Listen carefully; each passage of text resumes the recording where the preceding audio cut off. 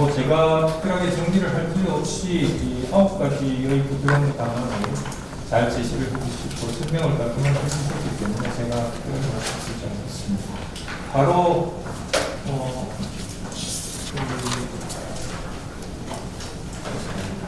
우리 김동천 연구위원님 바로 처음에 안녕하십니까. 한국재무의 김동천입니다. 먼저 김해창 원장님의 그 지방정부 선출직 공직자의 부패 실태 및 부패 방지 방안에 관한 토론 기회를 주신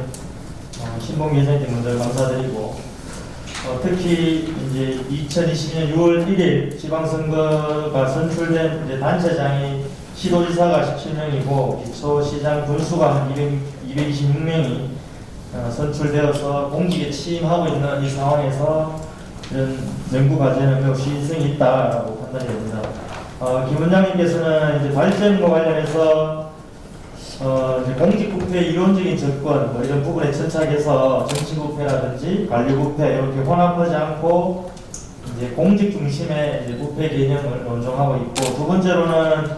이제 선출직 공직자에 대한 이제 요인, 유형, 그래서 이제 개발 정보라든지 이권 개입, 인사비리, 부정청탁, 선거자금, 그다음에 지방자치단체장 부패 사례 같은 경우는 이제 청도군수 부정선거 사건, 대장동, 그다음에 동네구청장 의견군수 사건이 등등을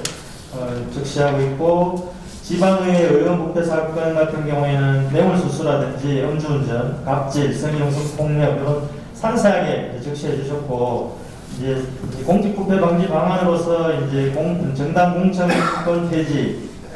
정당권 폐지, 강조안, 지방의회 경제 기능 강화, 이제 지방교부서 인센티브 제공, 그다음에 정치교육, 블록체인 이런 부패 방지 방안에 대해서 제안해 주셨고, 이 부분에 대해서는 제가 전적으로 김 원장님의 의견에 동의하는 바이고, 저는 이제 김 원장님께서 제시한 선출직 공직자에 대한 부패 방지 방안으로서 대한민국의 이제 부정부패 요인 이런 부분을 몇 가지 적시하고 법제적인 측면에서 이제 토론을 가능하고자 합니다. 대한민국의 부정부패 원인으로 지적되는 것이 첫 번째로는 지방 토세력 간의 지방자치단체 연계관계, 다음에 언론의 유착관계, 방송과 신문사, 다음에 검경 경찰 간의 연결고리, 이런 부패 사슬을 끊을 수 있는 장치가 필요하지 않나 이런 생각이 듭니다. 두 번째로는 지역의 연고주의 문화와 이제 선거 후에 보답 청산 이런 부분을 어떻게 할 것인지 이런 부분들도 고민이 필요하다. 세 번째로는 지방의 경우에 독립적으로 감사할 수 있는 시스템이 필요한지 이런 기관 설립이 필요하지 않겠나. 다음 네 번째로는 이제 내부 공익 제보자에 대한 권리 보호, 지금 부패방지법에 그런 규정이 있습니다만은 내부 고발자는 우리 조직의 질시 대상, 경멸의 대상 이런 부분이 있기 때문에 이런 부분에 대한 권리 보호를 어떻게 할 것인지 이런 부분들에 대한 문제점을 먼저 지적할 수 있겠다라는 생각이 들고, 그러한 연장선상에서 이제 법적으로 이제 지방자치단체장을 부패를 제거할 수 있는 방안, 제가 이제 청도 사례가 나와서 제 고향이 이제 청도라서 청도 군수가 그때 이제 학교 다닐 때 보니까 막 4명이 바뀌고 이런 부분이 있어가지고 그때 서울에 있을 때 많은 논란이 되었고 부분이 있었는데, 그래서 제가 봤을 때는 왜 지방자치법 제8조에 임기 규정이 있습니다. 그게 임기는 4년으로 하며 3기 내에서만 계속해서 재임할 수 있다. 총 12년을 정하고 있는 점이라서, 그래서 이 부분을 우리 헌법재판소에서는 2006년도 2월 23일 2005 헌마 403 판결에서 이제 지방의회 의원하고 지방자치단체장 왜 상계가 있냐 이런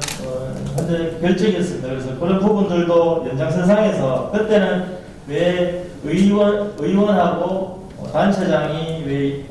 재임이 있느냐에 따른 평등의 원칙 위반이냐 아니냐 이런 부분이 있어서 그런 다수에게는 위반이 아니다, 상계가 적절하다라고 이제 말씀드리면,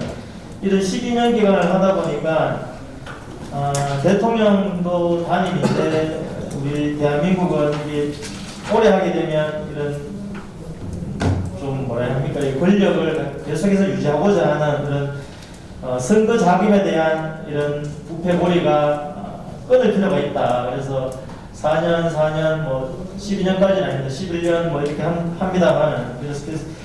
그래서 총 12년을 계속적으로 이제 재임하기 위해서 이런 현 지방자치단체 장은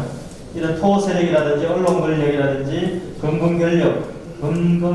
경찰 권력의 담합을 지속적으로 유지해서 이 선거 자금에 대한 이 부패 문제를 드러날 수 없는 지방의 구조적인 한계가 있기 때문에 이런 부분들도 이제 법제적인 측면에서 고민이 필요하겠다라는 생각이 들었습니다. 그다음에 두 번째로는 이제 공직자윤리법을 좀 강화할 필요가 있겠다. 공직자들이 이제 1년마다 고위직 공직자들 같은 경우에는 자기 자산에 대한 등록을 하게 되는데 이런 부분들을 제3자를 통해서 계속해서 형성을 하게 되는 이런 부분이 있기 때문에 재산 등록 거부에 관한 죄가 1년 이하의 징역 1천만 원 이하, 그다음에 백지 신탁 거부와 관련돼서도 1년 이하의 징역 1천만 이하의 벌금, 그다음에 거짓 자료 제출에 대한 죄도 1년 이하의 징역 1천만 이하의 벌금을 규정하고 있음에 따라서 이게 그 범죄 유형은 다르기 때문에 다르게 좀 강화시킬 부분은 강화시키고 형량을 좀 강화해서 국민에 대한 봉사자로서의 가져야 될 공직자 윤리를 확보할 필요가 있겠다라는 생각이 들었습니다. 그래서 이 공직자 윤리법도 형벌의 관점에서 좀 강화시킬 수 있는 방안이 있지 않을까 고민이 되었고, 다음은 세 번째로는 이제 국회의원의 비견 가능한 지방의회의 권한, 사무감사 및 조사권에 관한 권한에 관한 강화가 필요하겠다는 생각이 들었습니다. 이게 지방자치법의 49조에 이제 매년 이제 뭐 행정사무감사 조사권이 있는데 이제 보유 사무하고 기관이임 사무, 일환하고 사망이 있습니다만은 이게 좀 지방의회 같은 경우에도 좀 강화시킬 필요가 있겠다라는 생각이 들었습니다. 그래서 지방의회에 대한 행정사무감사라든지 조사권을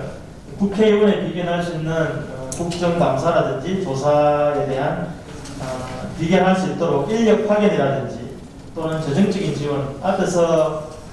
국회의원 보좌 수가 뭐 많다라고 하는 의견도 있었습니다만 지역에 가보니까 이게 2명이 분이 안 돼서 이런 인력적인 지원, 그다음에 재정적인 지원을 통해 가지고 이런 행정사무감사라든지 조사권에 대한 지속적으로 강화가 필요하겠다는